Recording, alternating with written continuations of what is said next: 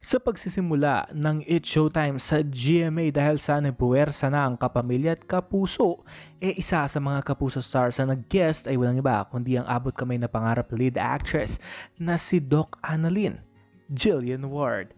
Kaya naman nag-trending din dahil partner sa Video Kids si Jillian Ward at ang actor, singer at regular host na rin na si Darren ang kanyang kapareha.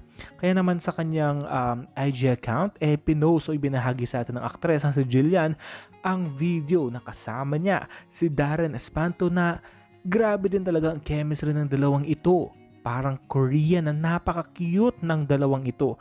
Kaya naman nabanggit na nga ni Meme Vice na ang cute nilang dalawa. Napatanong nga si Meme sa dalawang ito kung may jowa sila. Ang sagot o tugon naman nila wala daw silang relationship. Grabe din talaga, hindi ba? Mukhang may chemistry talaga ang dalawang ito at syempre napaka-talented dahil hindi lang sila umaarte, kumakanta, sumasayaw din ang dalawang ito. Kaya naman lumikha ng ingay ang tandem nila sa segment kanina. At nag-followan na po ang dalawang ito sa mga Instagram account nila. Nandyan si Jillian, finalo niya si Darren, habang si Darren, finalo na rin ang aktres na si Jillian Ward.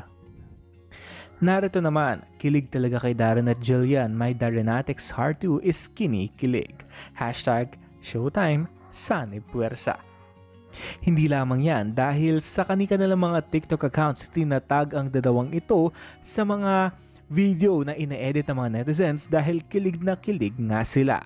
Ako na nga lang ang nag-aalalay kay Jillian, ako pa nahulog. Yung hiya ko talaga.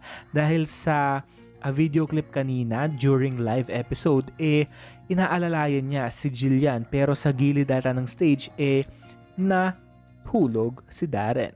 Okay lang yan, hindi naman nakakabawas ng pogi points kay Jillian. Kaya guys, anong say nyo sa chemistry ng dalawang ito, sina Jillian at Darren? Comment down below. What's up, Madlang Kapuso?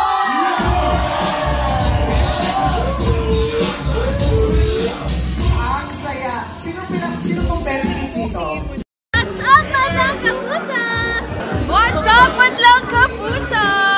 What's up, Madlang Kapuso? What's up, Madlang Kapuso? What's up, Madlang Kapuso? What's up, Madlang Kapuso?